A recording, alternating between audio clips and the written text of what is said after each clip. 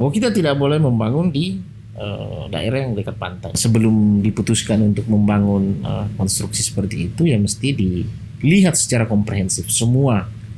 Karena kan bukan hanya manusia yang mau hidup. Mungkin dulunya masyarakat yang menangkap ikannya jarak pendek, itu tidak akan dapat lagi di dalam area yang terpagari itu ya. Daerah pesisir itu memang sangat seksi karena kalau misalnya itu dilakukan reklamasi, ya menimbun, kemudian setelah ditimbun kan punya nilai komersil dan mahal.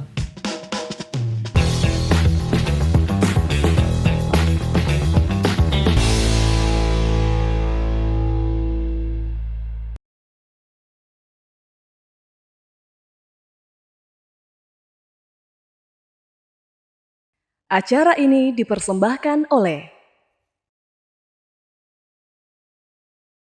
Assalamualaikum warahmatullahi wabarakatuh. Apa kabar pemirsa Unhas TV dimanapun Anda berada? Senang sekali saya Iva Syarahman dapat kembali menjumpai Anda dalam program Unhas Speak Up.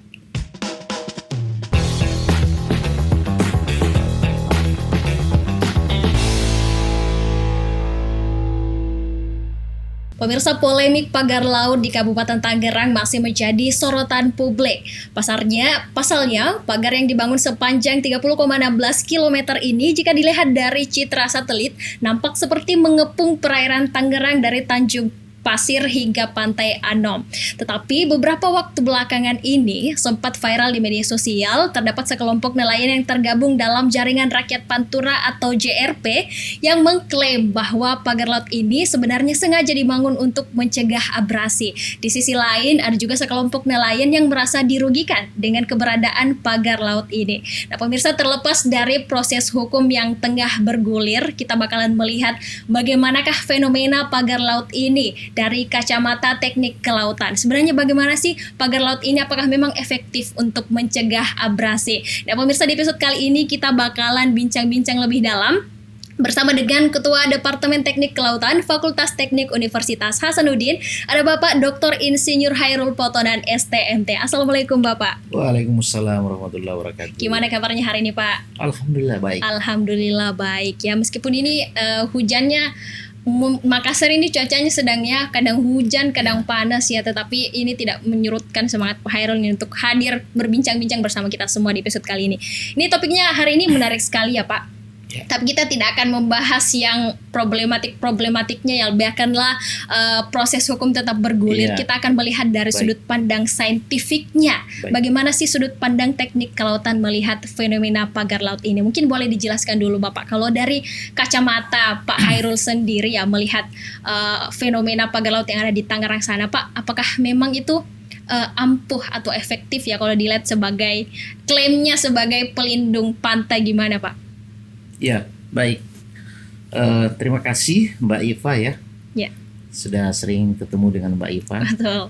Ya, Assalamualaikum warahmatullahi wabarakatuh. Waalaikumsalam warahmatullahi. Selamat sore kepada para pemirsa Unhas TV ya. Terima kasih juga saya sampaikan atas undangannya untuk bisa berdiskusi terkait dengan permasalahan yang lagi viral ya. Betul, di Pak. Media sosial, baik itu media elektronik maupun media cetak. Nah, ketika kita berbicara perlindungan pantai, karena kan ada dua kutub yang berseberangan ya dalam artian tanda kutip. Ada yang menganggap bahwa bangunan itu adalah untuk mengamankan pantai, tapi ada juga yang mengatakan bahwa bangunan itu justru merugikan mereka. Betul. Tentu saja saya tidak akan masuk dalam ranah yang sifatnya hukum ya. Betul. Karena itu bukan bidang saya. Tetapi saya ingin menjelaskan bahwa pendekatan pengenanganan permasalahan pantai ya, itu sebenarnya dikategorikan dalam dua pendekatan. Ada pendekatan soft structure dan ada pendekatan hard structure. Nah, jadi kalau kita lihat, karena di sana ini sudah membangun bangunan yang dari konstruksi, bahkan ada yang ditimbun tanah, bisa dikategorikan dalam pendekatan hard structure. Oke, hard structure. Namun ketika kita melihat lebih jauh, kecenderungannya saya melihat secara pribadi bahwa konstruksi itu sifatnya temporary. Oke. Temporary. Artinya hanya apa? sementara. Hanya gitu. sementara. Kenapa saya katakan sementara? Dalam artian bentuk konstruksinya yang hanya tiang-tiang bambu. Oke. Nah, tetapi kenapa dibangun? Itu tentu kalau kita orang akademisi ya, tentu kita kan harus berdasarkan data. Betul, based on data. Based on data. Nah, biasanya kalau misalnya pantai mengalami permasalahan baik itu erosi, ya, maupun sedimentasi, maupun pencemaran dan lain sebagainya, kan tentu harus melalui kajian yang matang.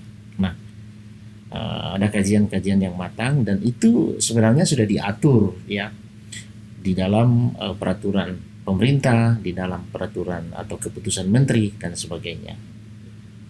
Semisal permasalahan pagar laut ini ya mestinya kan tidak akan menjadi polemik seperti itu ketika sudah melewati proses atau prosedural perizinan yang baik. Nah, kita tidak tahu apakah itu sudah dilalui atau tidak. Karena membangun di laut itu kan harus melalui banyak izin-izin. Prosedurnya banyak panjang. prosedurnya, panjang prosedurnya.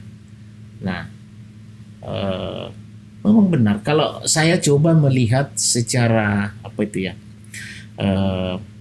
sepintas perubahan garis pantai di lokasi studi itu mungkin bisa diperlihatkan. Boleh ditampilkan. Boleh ditampilkan ya. Ada salah satu daerah karena kan sebenarnya di Dasana ini ya banyak panjangnya 30 km, tapi ini yang saya ambil hanya hanya sebatas ini saja. Sepanjang pagar lautnya itu ya Pak. Yang ada pagar lautnya ini adalah yang warna kuning ini adalah pagar lautnya itu. Sebenarnya masih ada pagar-pagar kecil di dalam ini yang seperti petak-petak itu. Ini bagian paling luarnya saja ya Pak, ini ini paling garisnya. luar. Kemudian yang ini warna hijau ini itu adalah posisi garis pantai pada tahun 2004. Oke, 2004. Jadi ini saya hanya digitasi dari Google Earth ya. Ini data sekunder, bukan data saya. Tapi ini data sekunder dari Google Earth, kan segala sesuatunya kan sudah bisa kita dapatkan secara gratis pula lagi. Kemudian yang merah ini adalah posisi garis pantai pada tahun 2023. Nah, dari sini kita lihat memang ada sebagian yang mengalami kemunduran, artinya tererosi. Ya. Yang ini nih. Ada beberapa wilayah. Tetapi bagian atas itu justru maju dia. Ke arah laut. Ya, yang bagian atas. Artinya pantainya malah semakin maju keluar. Nah, ini. Jadi kalau kita katakan sebenarnya untuk apa sih pagar laut ini? Tentu yang lebih memahami, lebih paham ya yang si pembuatnya ini. Betul. Apa tujuannya? Dan seandainya itu melalui prosedural yang baik, maka tentu pemerintah tahu apa peruntukannya ini. Kalau itu melalui prosedur yang baik, yang legal, yang baik lah ya, artinya melalui step by step ya. Kita tidak tahu, mestinya kan terdaftar. Mestinya terdaftar sebelum dibangun ini kan ada izin yang harus dipegang oleh si pembangunnya ini yang terutama itu adalah PKK-APRL-nya itu. Dan tentunya untuk mengantongi izin itu banyak ya Pak, harus jelas fungsinya apa, tujuannya apa, latar belakangnya seperti apa. Untuk apa sih dibuat seperti ini? Apa sih? Kan tentu pemerintah juga tidak akan memberikan izin begitu saja tanpa diketahui apa maksud dan tujuannya. Iya, betul. Nah, kalau kita berbicara memang ini memang masalah mundur pantai, iya benar. Tapi apakah dengan struktur ini itu apa ya? Apakah dengan struktur ini harus seperti ini gitu loh? Ya, bentukannya kan ada berbagai macam ya. Ada berbagai macam. Kalau dia melindungi ini setelah dibangun, ya memang betul terlindungi. Itu kita sepakat bahwa ini akan secara fisik pasti akan terlindungi di dalamnya ini. Tetapi kan setelah terlindungi ini untuk apa gitu loh? Betul. Untuk apa? Nah, itu kan pertanyaan besar. Mau diapakan ini yang wilayah yang sudah dilindungi ini. Nah, kemudian kalau kita lihat juga ada yang menyatakan bahwa itu pantainya akan maju. Iya, bisa saja maju dengan catatan ada suplai sedimen yang masuk ke dalam. Oke. Bisa Dijelaskan mungkin lebih secara dengan alam. bahasa yang sederhana Pak, suplai sedimen itu seperti apa? Ada Proses angkutan sederhananya. sedimen itu kan ya bisa tanah, Oke. bisa pasir, Punya bisa material-material lumpur. Ada seperti material itu. yang Oke. masuk ke belakang ini. Di belakang garis ini Di pagar belakang itu ya. pagar ini. Oke. Nah, itu dari mana asalnya? Itu tentu biasanya dari sisi kiri kanan pantai satu, yang kedua dari sungai. Kalau ada bisa sungai di dari situ sungai mengalir. juga. Nah, tapi kalau sudah ditutup begini berarti kan dari sungai ini nggak mungkin masuk Tidak lagi. mungkin masuk. Oke. Kan gitu ya. Nah, makanya inilah memang perlu untuk kita lihat secara mendalam. Kita juga tidak bisa istilahnya saya katakan bahwa kita menyalahkan seseorang dan Iya, sebagainya. betul. Itu kita harus berdasarkan fakta Dan dan iya. data. Jadi seperti itu. Jadi- Barangkali sebagai Untuk- pengantar. Iya, sebagai pengantarnya. Iya. Nah, yang ngomong-ngomong soal yang pelindung, seandainya memang kita lagi-lagi kita berbasis dari keilmuan Pak Iya. Hairul ya sebagai Iya. teknik kelautan. Seandainya memang dia tujuannya untuk melindungi dari abrasi ini Pak. Apakah wilayah-wilayah seperti apa sih memang yang seurgen itu untuk dilindungi gitu dari erosi ataupun abrasi? Gitu Pak. Karena kan Iya. kita punya pantai sebenarnya begitu luas tapi Iya, tidak semua kawasan itu dilindungi begitu. Iya. Bagaimana kriterianya Pak? Ya, jadi wilayah seperti apa yang harus dilindungi? Iya. Yang pertama, kalau menurut saya dan baca buku yang saya baca itu tentu saja yang punya nilai ekonomi. Punya nilai ekonomi. Ya, misalnya di situ tambak masyarakat, pertanian, jalanan, pemukiman, sekolah dan seterusnya, ya kan? Jadi satu hal yang harus kita ketahui bersama bahwa pantai itu secara alamiah sebenarnya dia berada pada kondisi stabil dinamis namanya. Stabil dinamis gimana Ya, tuh Pak stabil dinamis konsepnya? itu artinya gini. Karena kan kita di Indonesia terutama ini kan menganut dua musim. Dua musim, barat, oke. musim timur. Mm-mm. Nah, ketika musim barat, ya ada daerah yang pergerakan sedimennya itu ya lari ke selatan misalnya, Oh, atau oke. lari Jadi- ke utara misalnya seperti itu. Tetapi begitu pergantian musim, maka akan terjadi pembalikan transport sedimen tadi kembali ke tempat semula. Pernah ke Birah? Ya pernah. Pernah. Pernah. Di sana pasir putih. Pasir putih Pak. Nah, tapi ada kalanya tidak ada pasir. Oh ya. Kalau Anda ke sana perhatikan baik-baik. Pada musim barat ke sana, kemudian musim tenang ke sana, dan pada saat musim timur ke sana, Anda akan mendapatkan ada suatu kondisi di mana tidak akan ada pasir, Oke. ya. Pergi dia. Tetapi pada saat musim tertentu dia akan kembali lagi. Oh, Nah, oke. ini persoalan. Ketika misalnya pada saat dia pergi, kita mengasumsikan bahwa dia erosi, Mm-mm. rusak misalnya Iya. ya, Ternyata dia akan kembali lagi ke tempat. Nah, Oke, itu yang tetapi dimaksud tadi dengan stabil dinamis. Oh, Stabil dinamis. Nah, oke. untuk melihat itu kita tidak bisa hanya melihat dalam horizon bulanan, Hmm. tentu tahunan atau puluhan tahunan. Oke. Jangka Tidak waktu bisa. untuk Jangka mengukurnya waktu itu untuk harus melihat panjang ya Pak. Secara komprehensif untuk menilai bahwa pantai ini betul-betul sudah rusak atau bagaimana, itu harus dengan horizon atau jangka waktu yang lama. Oke. Nah, karena kalau tidak, kita bisa salah di dalam penanganan, mismanage kita. Betul. Nah, ketika kita salah dalam menangani permasalahan pantai, bukan kebaikan yang kita dapatkan, justru keburukan yang kita dapatkan. Iya. Karena Jadi, alam yang dilawan. Karena Jadi- alam yang dilawan. Jadi untuk berbeda kasus itu berbeda penanganan yang Betul. diberikan, seperti itulah Persis. sederhananya ya Pak. Persis. Oke. Berbeda kasus, berbeda penanganan, berbeda daerah, bisa berbeda penanganan.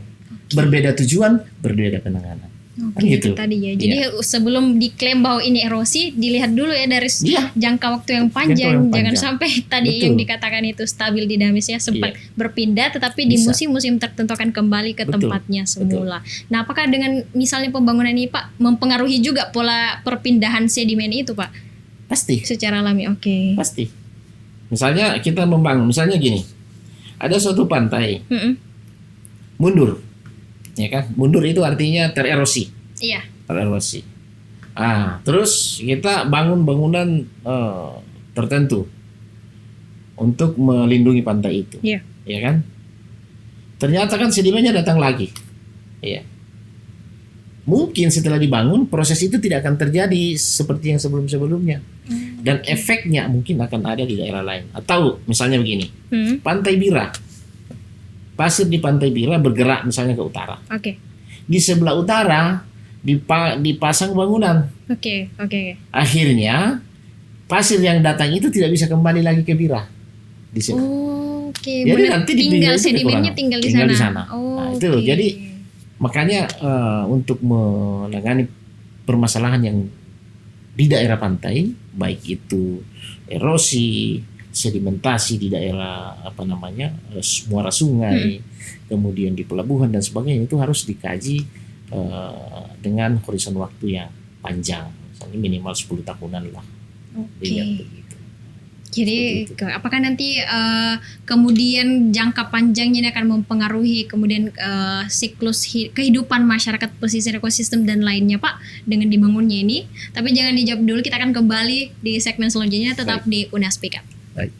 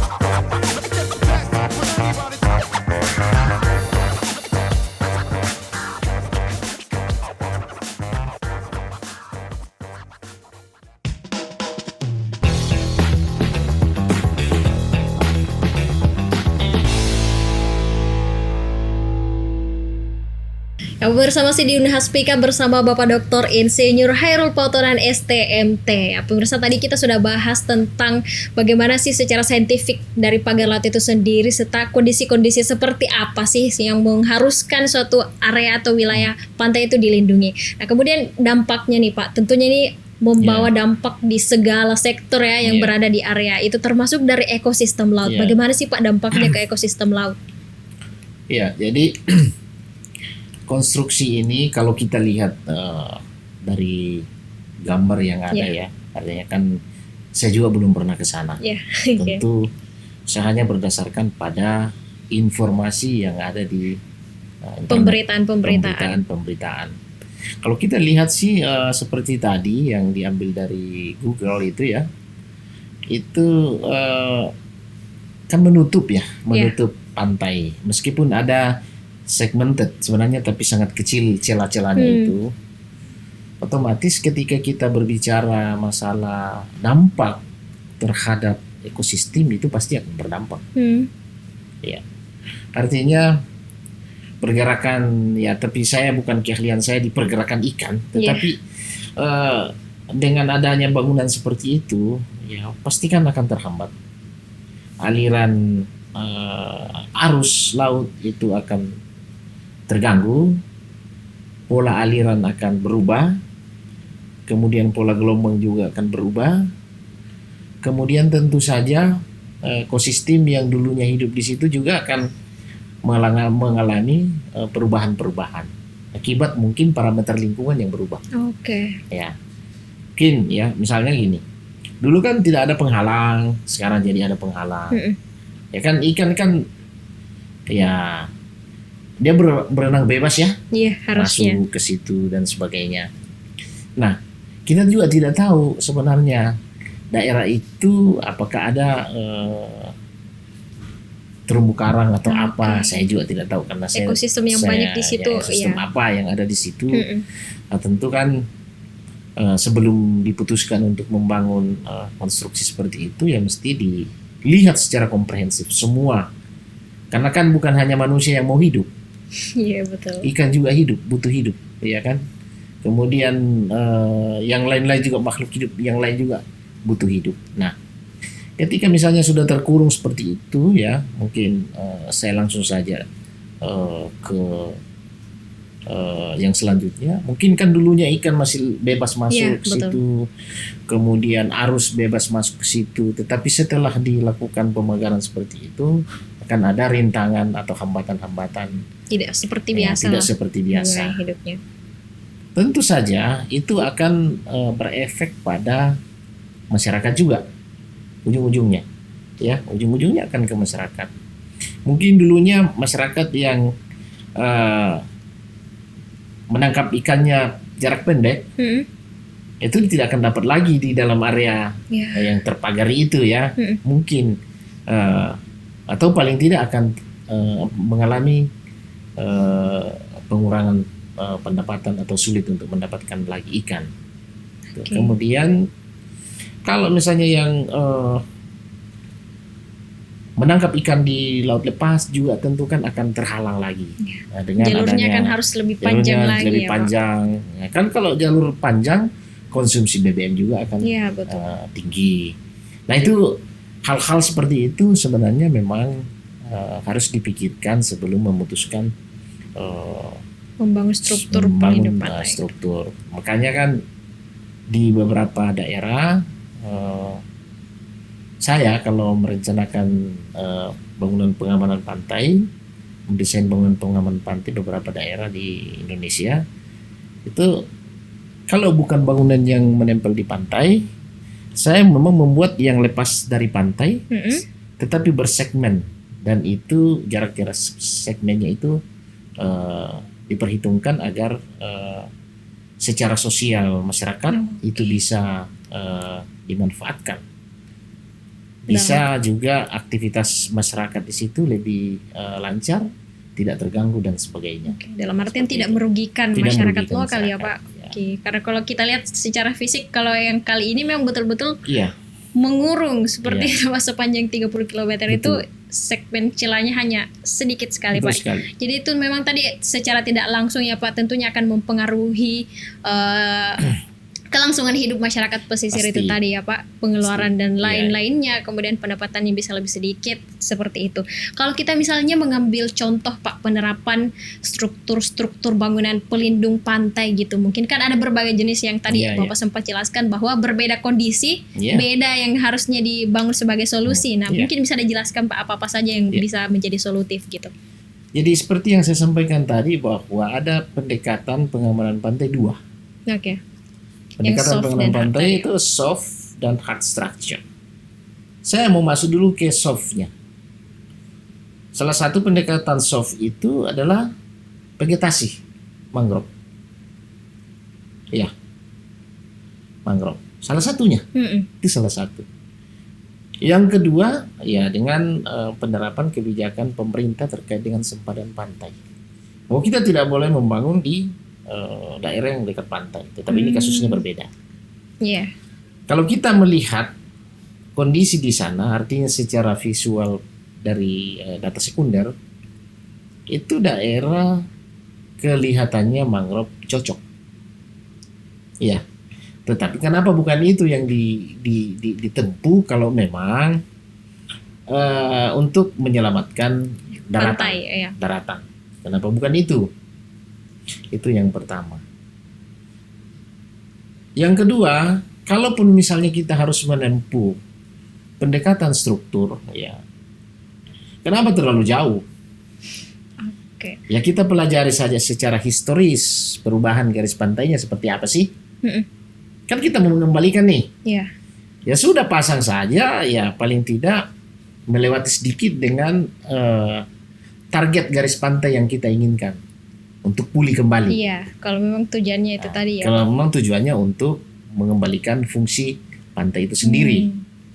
Kemudian yang kedua, kita tidak boleh menutup secara full, secara penuh. Supaya apa? Supaya ada suplai sedimen masuk ke dalam ke belakang struktur itu. Misalnya coba mungkin bisa diperlihatkan kembali tadi Garis pantai yang garis tadi itu, pantainya Pak. tadi. Ya, supaya kita supaya ada pembelajaran Oke. lah. Nah, ini kan ada muara sungai di sini nih. Oke. Biasanya kalau sungai, biasanya ya, Mm-mm. tidak selamanya itu membawa sedimen. Ya kan? Biasanya nih. Nah, mungkin di situ juga kenapa dia maju karena ada mungkin ada sungai yang membawa sedimen. Ataukah dari sedimen dari sini yang bergerak ke atas berpindah. Tadi yang kanan kiri bisa ya. Tapi dari- kalau sudah ditutup begini kan tidak ada lagi suplai sedimen masuk. Untuk baik kalau ada suplai sedimen dari atas. dari sungai. Oke. Sangat tergantung pada kondisi hidrosonografi, arus, gelombang dan sebagainya. Kalau misalnya arus dominannya ke atas, maka ini tidak akan pernah tertutup nih, tidak akan pernah target yang kita harapkan untuk terisi secara alami di belakang ini tidak mungkin ya, yang sudah tertutup di sini kok. Kan gitu. Iya. Nah, oleh sebab itu memang ya butuh kajian yang memang harus komprehensif, ya. Oke. Nah, jadi kalau pendekatan struktur ya ini kan salah satu pendekatan struktur. Hard structure. Banyak ada namanya groin, Hmm.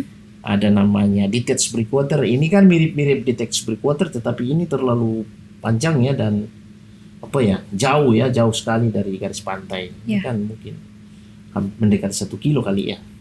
Dari garis pantai. Dari garis pantai. Ngapain lah ini kan bisa diselesaikan dengan cara yang sangat kok. Tidak perlu sebesar ini. Kalau hanya untuk memulihkan ini tidak perlu dengan sejauh ini membangun di luar. Kalau menurut saya Iya, ya, iya. kalau kita mau membunuh nyamuk kan tidak perlu pakai senapan atau pistol, cukup lidi. Oke. Kan gitu ya. Betul, Itu betul. filosofinya. Apalagi ini daerah yang bisa tumbuh mangrove. Nah, ini kita tanam saja mangrove, di depannya itu kita memang pasang juga bambu untuk penahan mangrove sampai mangrove-nya bisa tumbuh. Kalau sudah tumbuh, sudah kuat ya sudah kan bambunya itu kan bisa Dilepas, ya. dilepas atau hancur dengan sendirinya. Kan Oke. bisa begitu ya. Artinya banyak metode yang bisa ditempuh kalau memang itu untuk rehabilitasi garis pantai. Nah, bukan.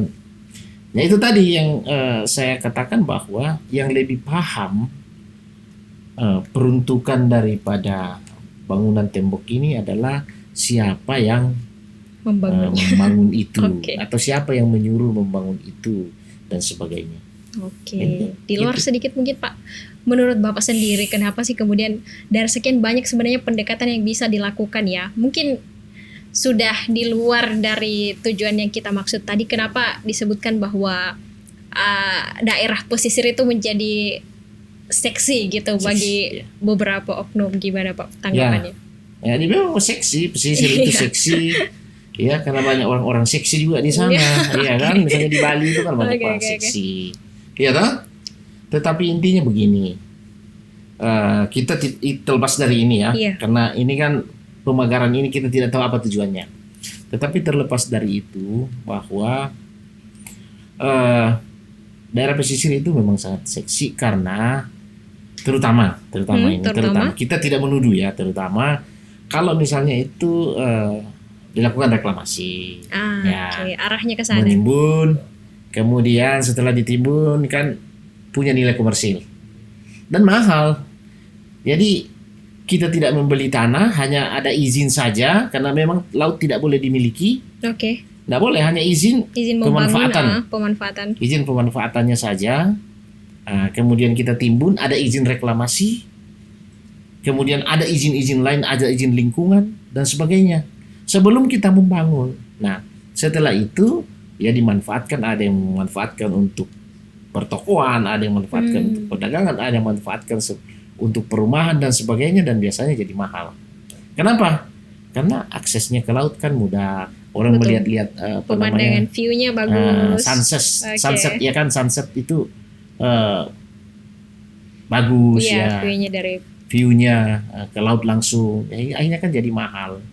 Dan biasanya yang beli di situ kan ya bukan seperti saya yang Oke. ya kan pasti orang-orang yang berduit, Kelas-kelas kelas-kelas Iya, atas. Nah, oke. kalau kita ini kan ya tidak mungkin sanggup beli itu.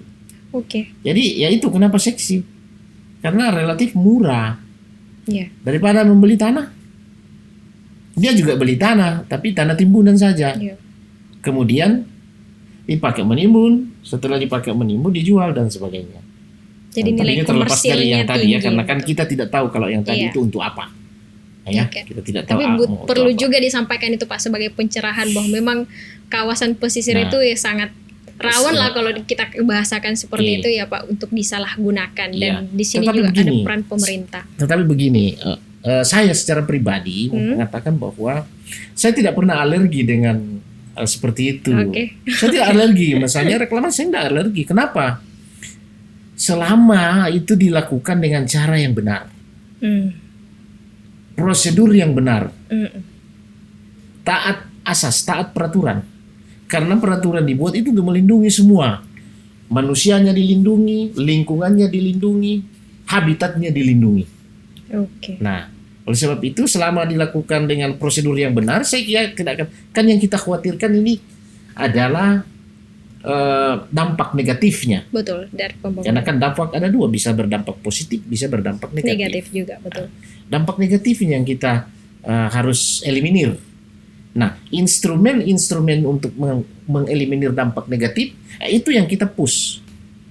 Nah, selama kita lakukan itu, saya yakin dengan pendekatan teknologi, pendekatan ekonomi, pendekatan kebijakan dan sebagainya, pendekatan lingkungan itu bisa kok kita kita melakukan reklamasi dan sebagainya. Karena kan banyak juga kan negara-negara yang sukses itu untuk itu. Iya. Dan dulunya misalnya banyak daerah dulunya itu ketika baru dimulai banyak yang protes, banyak apa dan sebagainya. Tetapi setelah terbangun, oh ternyata dinikmati oleh masyarakat. Banyak dampak contohnya. positifnya lebih besar. Banyak contohnya. Tetapi juga ada dampak negatifnya. Jadi itulah. Nah sekarang itu tugasnya kita, tugas pemerintah, tugas kita semua adalah bagaimana mengeliminir dampak negatif, kemudian meng-up dampak positifnya. Oke. Itu harus dimulai dari mana? Dimulai dari perencanaan. Harus dimulai dari perencanaan.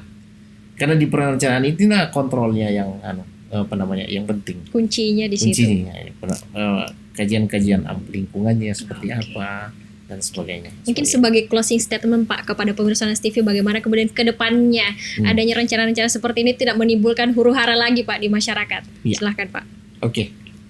Jadi terkait polemik yang memang sering terjadi di daerah pesisir, jadi bukan hanya topik yang kita bahas saat ini, memang perlu kesadaran bersama, baik itu pelaku usaha, masyarakat, agar kita semua taat pada regulasi yang ada. Sebenarnya kalau persoalan pesisir, regulasi yang ada itu sudah cukup bagus, ya, sudah cukup bagus, sudah diatur semuanya, dimulai dari perizinan pemanfaatan ruang lautnya. Di situ pemanfaatan ruang laut, Mbak, itu dikaji sampai secara detail sampai ke kementerian dan sebagainya. Apalagi kalau misalnya proyek-proyek yang besar. Nah, kebetulan saya juga biasa dipanggil untuk menjadi evaluator dokumen Proyek-proyek izin seperti itu, itu. dokumen izin itu. Dokumennya ya saya akan evaluasi.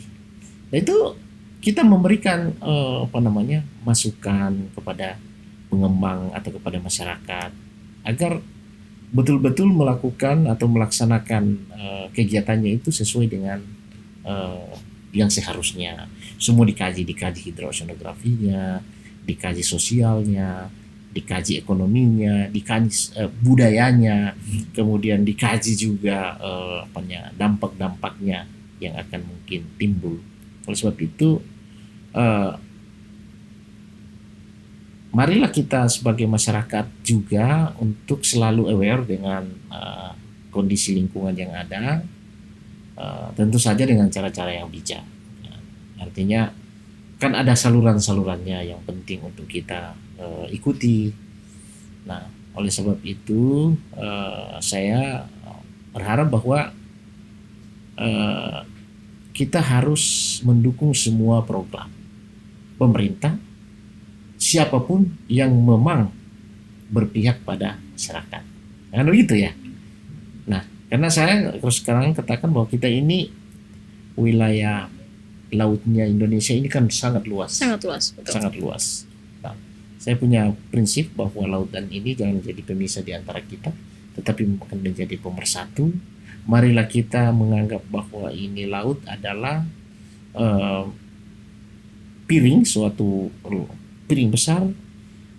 Kita sama-sama memanfaatkan apa isinya itu.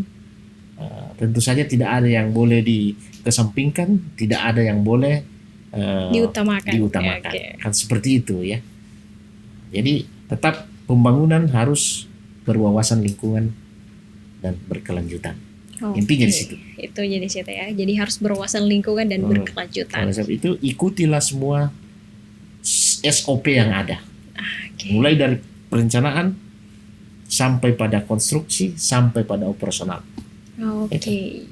Ya, jadi menarik sekali ya pemirsa sharing-sharingnya bahwa memang untuk membangun struktur pelindung lautan seperti ini ada banyak sekali aspek yang perlu dipertimbangkan, dan itu tadi ya yang ditekankan oleh Pak Hairul bahwa untuk memanfaatkan ruang itu tidak salah, tetapi harus mengikuti SOP yang berlaku sesuai dengan regulasi, karena itu tadi harus berwawasan lingkungan ya Pak dan berkelanjutan. Terima kasih banyak Pak Dr. Insinyur Hairul Pautonen STMT atas sharing-sharing yang luar biasa sekali pada hari ini. Terima kasih juga kepada pemirsa Unhas TV yang selalu senantiasa menyaksikan Unas Fikap. Ikuti terus Unas TV untuk mengakses program-program menarik lainnya. Saya Fasya Rahman mewakili kru yang bertugas, pamit undur diri dan sampai jumpa di episode berikutnya. Wassalamualaikum warahmatullahi wabarakatuh. Waalaikumsalam warahmatullahi wabarakatuh.